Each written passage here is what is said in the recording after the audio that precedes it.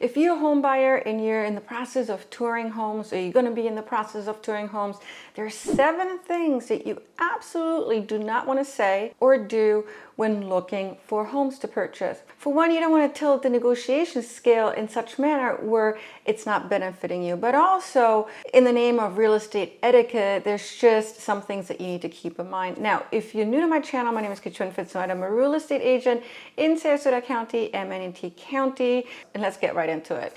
Number 1 is, don't assume that just because nobody is at the house that they're not going to videotape you or audio tape you. Now, in most cases, it's going to be illegal to do this. And where I'm at, Florida, we have the 2-party consent, which basically says that Florida makes it a crime to intercept or record a wire, oral or electronic communication in Florida unless all parties to the communication consent. I wouldn't be surprised if many people ignore this because they feel like they're not going to be able to get caught, or perhaps they just didn't know about this law. So I'm not saying most sellers will turn on the video or the audio, but it certainly has happened. And you just always want to assume that Big Brother's watching you. In essence, right? You just don't know who's listening. You just don't want to say or do anything that's either negatively going to affect you in the negotiation process. You want to make sure that if you're being recorded, you're not saying anything that's actually against the law. It is so easy not to understand all the details around the Fair Housing Act. And you'd be surprised how many buyers I've actually heard saying things that actually went against the Fair Housing Act. If you don't know about the Fair Housing Act, definitely brush up on it. And I would actually say keep the talking to a minimum as soon as you walk up to a house, because a lot of the newer homes especially will have audio and video devices right built into the doorbell. And typically as soon as motion is detected, video and audio kicks in, right? So there's the start of your recording. So keep the talking to a minimum, starting as soon as you walk up to the house. Now, this goes without saying, but as you're walking through the house, I'm sure there's going to be certain things that you see that maybe isn't exactly to your liking. It's not your taste, right? Maybe you don't like the piece of furniture, or perhaps you don't like the color of the kitchen cabinets.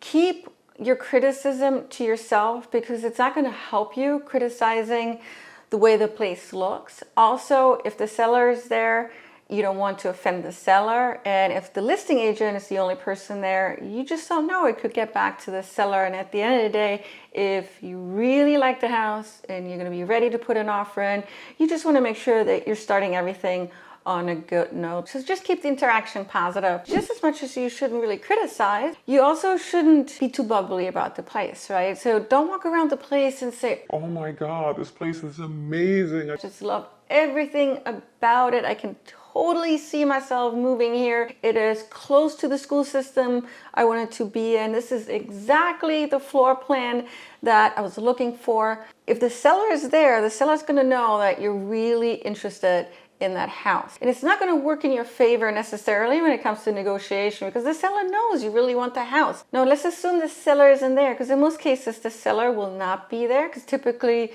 the listing agent don't like it when the seller is there, and there's lots of reasons for it. I'm not going to get into it right now, but it's more likely that the listing agent is going to be there, or perhaps the home is on a Supra and the buyer's agent is going to go in there with the buyer. But in many cases, I would say 50% of the time, it's more likely the listing agent is going to be in the house.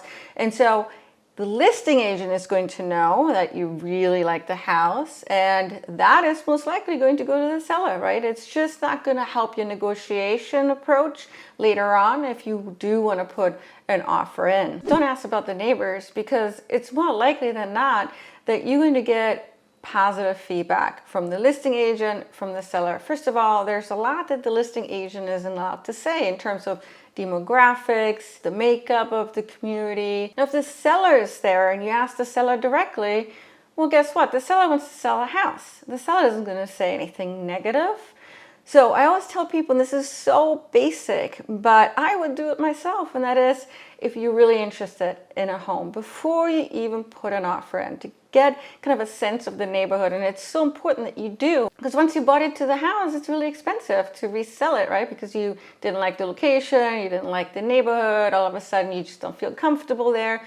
So I would go back to basics and literally spend some time in that neighborhood. Walk the neighborhood, walk the streets, see who you bump into, get a feel for who lives around that neighborhood, and talk to the potential neighbors and ask them, what are the pros and cons of living here? It's more likely that they're going to be really honest with you versus the seller. The seller just wants to get rid of the house. I mean, that's why it's on the market. Don't discuss major renovations as you're walking through the home. First of all, it lets the seller, if the seller is there, or the listing agent know that you're already starting to see yourself in the house and you're making plans for what's to come. But also, more likely than not, the seller put a lot of love and thought behind all the different renovations and decor in the house. And so if somebody wants to completely reconstruct the interior of the home, that's going to offend the seller and may even offend the listing agent. If the seller is not there, if the listing agent knows that the seller put a lot of hard work and love into the home. I recently went to a beautiful house with a buyer, and the house had so many different creative artwork kind of built into the home, into the walls and different structures of the house. And the buyers absolutely loved the house, partially because it was so different, but the buyers could have had a different reaction. Apparently, a few buyers that went through the house very quickly, saying it wasn't for them, partially because it was so eccentric. There's ways that you can absolutely offend a seller, especially if a seller is there. Sellers are very protective over their properties, which makes sense. I would be as well. And so if you're walking through the place and you're talking about everything that needs to happen to make it your own, it could really be perceived as a negative. Many a times you're going to go through a home viewing and the seller's going to be there. And I've seen many buyers actually approaching sellers and vice versa, and they're in a conversation, which typically agents don't really like when that happens. And there's a lot of reasons why that is, but some of it has to do with too much information sharing. Is never a good idea when it comes to negotiation afterwards. But having said that, let's just put that to the side here. Asking a seller why they're moving could actually be a very touchy question because it's an extremely personal question. You don't know, maybe the seller is going through a divorce, or perhaps it's due to a death, or maybe they're having financial difficulties. Now, if you're worried about property defects, absolutely you're going to want to get a home inspection. You're going to want to check your state's laws, but here in Florida, the seller and the listing agent, therefore, are required to disclose any issues that are known to materially affect the value of the home or the property.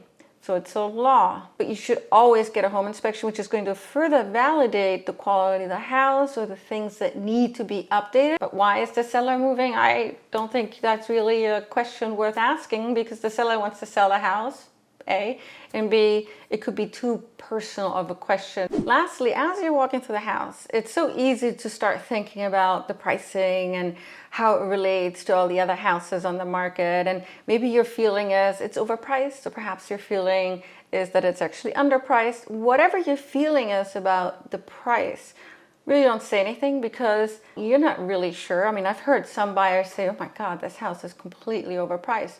Well, how do you know until you do a really detailed comp analysis? And it's not one looking at Zillow. A lot of times it's not correct. You're going to be best off to allow your buyer's agent to do a deep dive analysis into the comps and letting him or her kind of fill you in as to what the fair value range for that house is.